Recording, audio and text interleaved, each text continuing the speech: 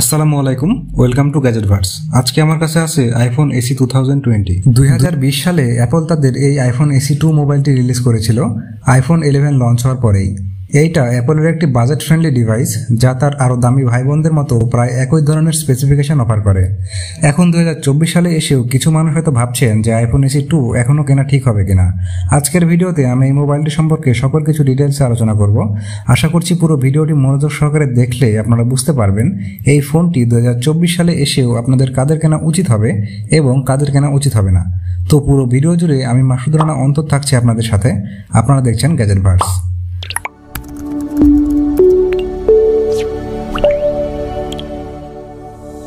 সবার প্রথমে যদি এটার দাম নিয়ে বলি, এই ফোনটি আপনি এখন আর নতুন কোনো জায়গায় পাবেন না। আর যদি সেকেন্ড হ্যান্ড কিনতে চান তাহলে 15 থেকে 20,000 টাকার মধ্যে ইউজড ফোনের দোকান থেকে অথবা ফেসবুক মার্কেটপ্লেস বা বিক্রয়.com থেকে কিনতে হবে।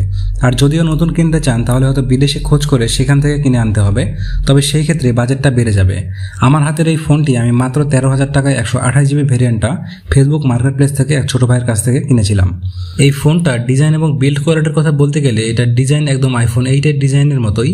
এটার পেছনের ব্যাকশেলটি পুরোটাই গ্লাস দিয়ে তৈরি। এটার পেছনে একটি সিঙ্গেল ক্যামেরা উইথ ফ্ল্যাশ দেখতে পাবেন।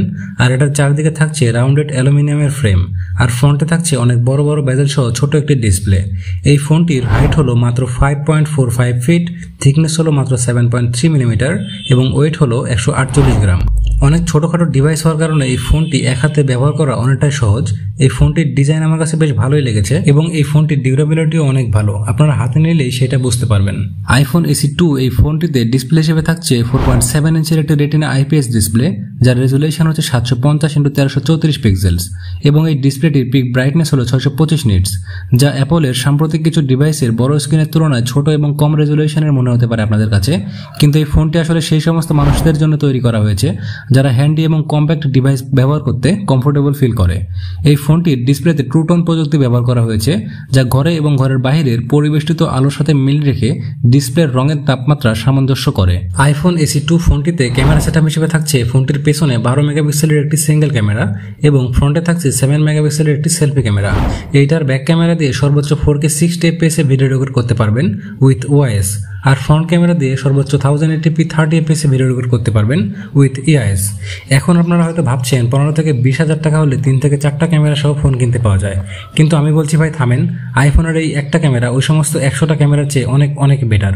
আমি কিছু পিকচার স্যাম্পল এবং ভিডিও স্যাম্পল দিয়ে দিচ্ছি, আপনারা নিজেই দেখে নেন।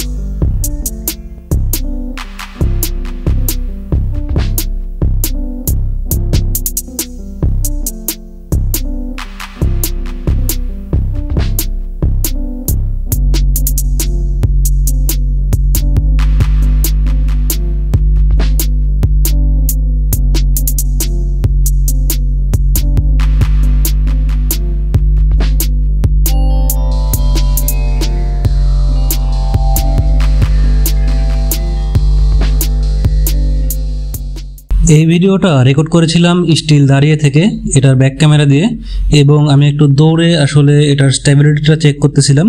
আপনারা ভিডিও দেখে বুঝতে পারতেছেন এটার স্টেবিলিটি আসলে কেমন। আর আমি কিছুটা জুম করে ভিডিও করেছিলাম। এই যে এখানে যিনি দাঁড়িয়ে আছে ওনাকে কিন্তু আমি একটু জুম করে ভিডিওর মধ্যে নিয়ে আসছিলাম। আর এর পরবর্তীতে আমি এটার যে ফ্রন্ট ক্যামেরার ভিডিও কোয়ালিটি দেখাবো, সেটা হচ্ছে আপনার আমি ফোনটি যখন কিনতে গিয়েছিলাম, যে ভাইয়ের ফোন ছিল এটা, সেই ভাইয়ের সাথে আমি একটা ভিডিও করেছিলাম। সেই সেই ভিডিওটা আমি এই ফোন দিয়ে করেছিলাম। ওইটা হচ্ছে ফ্রন্ট ক্যামেরা ভিডিও কোয়ালিটিটা কেমন সেটা আপনারা অবশ্যই দেখেই বুঝতে পারতেছেন।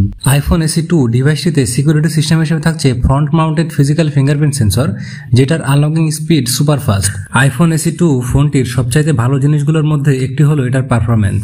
এটিতে অ্যাপলের 13 বায়োনিক চিপ ব্যবহার করা হয়েছে এবং এই একই চিপ আইফোন 11 সিরিজেও ব্যবহার করা হয়েছে। আর এই কারণে আইফোন SE 2 দিয়ে আপনার চাহিদা অনুযায়ী সকল ধরনের কাজ করতে পারবেন, কারণ এই 13 বায়োনিক চিপটি অনেক শক্তিশালী। এর কারণে এই ফোন দিয়ে আপনারা খুব ভালোভাবে আপনার দৈনন্দিন যে সমস্ত সোশ্যাল অ্যাপ বা যেগুলো গেমস আপনারা খেলতে চান সেগুলো খুব ভালোভাবেই খেলতে পারবেন। আইফোন SE 2 সম্পর্কে এতক্ষণ তো অনেক ভালো কথা বললাম, কিন্তু ভালোর মধ্যে একটি খারাপ জিনিসও কিন্তু আছে, আর সেটা হলো এটার ব্যাটারি ব্যাকআপ। এই ফোনটিতে ব্যাটারি হিসেবে থাকছে 1821 mAh এর একটি ছোট ব্যাটারি, যেটা অবশ্যই নন রিমুভেবল। আর এই ফোনটি কিন্তু 7.5 ওয়াটের ওয়্যারলেস চার্জিং সাপোর্ট করে এবং নর্মালি 18 ওয়াটের ফাস্ট চার্জিং সাপোর্ট করে। এই ফোনটি থেকে নর্মাল ইউজে আপনারা 3 ঘন্টা থেকে 4 ঘন্টার মতো একটা ব্যাকআপ পাবেন, আর একটু হেভি প্রেসার দিলে 2 ঘন্টা থেকে 2 ঘন্টা 30 মিনিটের মতো একটা ব্যাকআপ পাবেন। আমার এই ফোনটির ব্যাটারি হেলথ ছিল 86%, যেটা অরিজিনাল ব্যাটারি।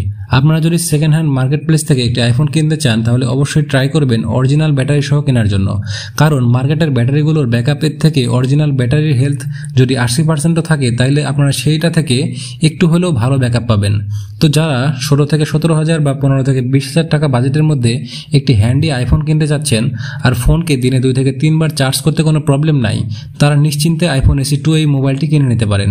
কিন্তু আপনাদের যদি ভালো ক্যামেরার প্রয়োজন না হয়, ছোট মোবাইল পছন্দ না হয়, বড় স্ক্রিনের প্রয়োজন হয় এবং ভালো ব্যাটারি ব্যাকআপ প্রয়োজন হয়, তাহলে এই বাজেটে যে কোনো অ্যান্ড্রয়েড ফোন আপনার পছন্দ অনুযায়ী কিনে নিতে পারেন। তো আশা করছি এই ফোনটি সম্পর্কে আমি আপনাদেরকে একটি পূর্ণ ধারণা দিতে সক্ষম হয়েছি।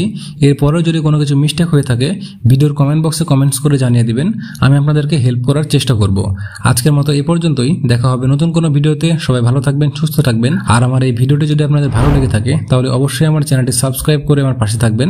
আল্লাহ হাফেজ।